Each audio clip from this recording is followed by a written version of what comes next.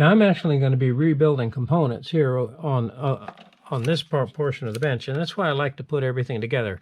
Now, I'm somewhat familiar with this transmission. We do quite a few of these, so this one's really not a problem. But if you have an unusual transmission, then you want to make sure you're methodical about taking it apart and noting the location of all the components. Okay, here we're continuing the disassembly process.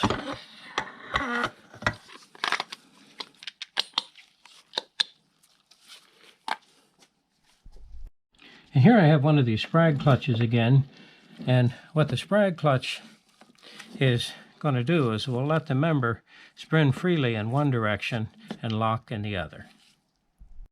Okay, here we're continuing the disassembly process and removing the next member. Now, this is obviously one of the spinning clutches, and here this is actually the release piston, and this is, of course, we're going to replace this with a brand new one because it has a molded seal. Alright, here we're getting ready to remove one of the brake clutches, and here what I'm going to do is I just simply lift the snap ring with my brass screwdriver, and then normally what I can do is kind of grab it and then pull it forward. Okay, what we want to do is just lift it and then carefully pull it forward. Sometimes what you want to do is kind of note the orientation of the snap ring in relation to the case, and I don't think it really makes a whole lot of difference there. And of course this is just a flat snap ring. Here we see the clutch pack. Now on many of these what they'll do is they'll have an anti-rattle spring, and here it is right here. And don't lose that. Now if you leave it out, what happens is sometimes the owner will hear a little clicking sound. You see that anti-rattle spring keeps the backing plate from shifting there in the case, keeps it up there tight against the lug. But if you leave that out, it will flop back and forth and make a little noise. Now if I remove just, let's see if I can, if I remove just this first backing plate, if I slip it out, and our first friction, there we actually see the anti-rattle spring right here.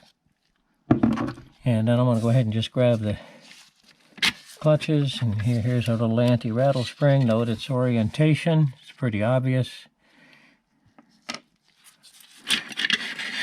If we leave it out, it wouldn't directly affect the performance of the transmission, but now we're susceptible to a little rattle. Okay, here we have a dish apply piston, and of course the dish goes down. Here we see a backing plate, and is this waved? No, it looks flat. There we go.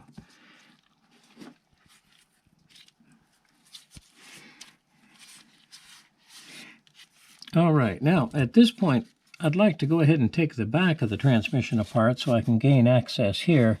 This is a light press to press the return spring and remove this snap ring to get at this center support.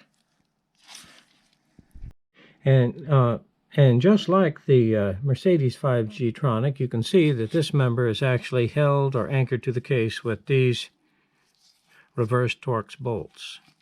Or I shouldn't say reverse, just Torx bolts.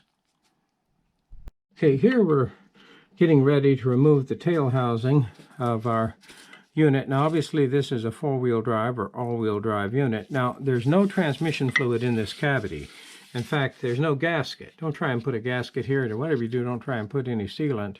And you'll notice I actually have drains right here that vent this cavity to the atmosphere. So if any fluid were to escape past the seal, it just drained right there to the ground. Okay, here we've removed the bolts retaining the tail housing. Now remember, I have a series of bolts that are on the inside and then the ones on the outside. Some you'll actually have to remove with a 14mm wrench. And now we're going to carefully lift it up. Now be careful, you may drop the parking pole, but let's see how this came apart. No problem. All right, everything stayed with the unit. One thing you're probably asking about the transmissions and cleaning the exterior. These actually get blasted with air, and then washed with solvent and blasted before they're taken apart, but then they're washed again during the rebuilding process. Okay, now this is the parking pole mechanism. So you want to note the orientation of the spring. This, of course, will be assembled in the tail housing as it's lowered down. It just happened to decide to stay with the transmission here in this example. In fact, as I try to pull it out, it's actually a considerable vacuum under this that's preventing me from pulling it out. There it goes. All right. Now you want to be sensitive here to this orientation. And I'll go ahead and put this together. Here we see the lever bushing, where it's going to go into the tail housing. Here is the output speed sensor. And here what I have is, this is actually the output shaft, and it's going to slide right out. And there we see the parking gear is there external of the main case, opposite from the 5G-tronic where it's actually in the case. Okay, now this is the spring retainer for this brake piston. And the spring is a rather interesting according spring, and it's not very strong. And it's pretty easy just to remove the snap ring without actually formally compressing the spring. So what I do is I just get behind it here and pull it out.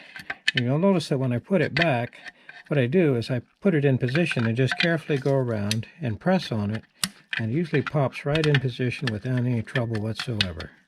And as you can see, just by hand, I pulled it right out.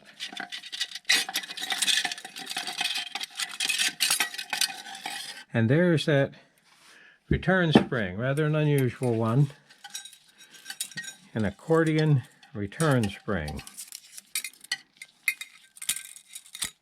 Looks a little bit like a slinky. And this is just a conventional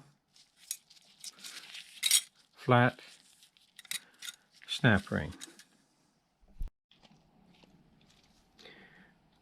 Okay, here we're going to go ahead and remove our 3 Torx bolts. I had initially loosened them, so here I can just go ahead and spin them out with the speed handle. Okay, now as we get ready to remove the center support, I've already removed the clutch pack and the spring retainer. This is actually the piston. Notice you do need to coax it a little bit with compressed air. And now we need to remove this snap ring right here. Okay, now what happens is this snap ring pliers does have a set of eyelets. Therefore you use some type of snap ring pliers. What I find it's easiest to do is it's really not that strong, and it's easy to just gently work it out with the bronze screwdriver. Notice that the opening is there towards the bottom of the case. Now, of course, it has a clear witness mark on it, and as I look at it, there is a taper, and the taper faces up. Now I should be able to just grab this assembly and just gently lift it out of the case.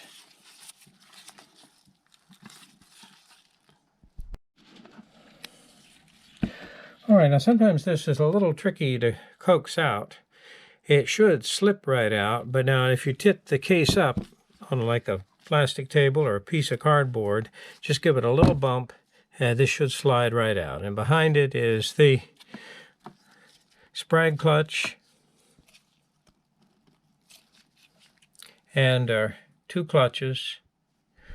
Okay, now here in the back we see the remaining 2 clutches there for the sprag clutch and then the brake.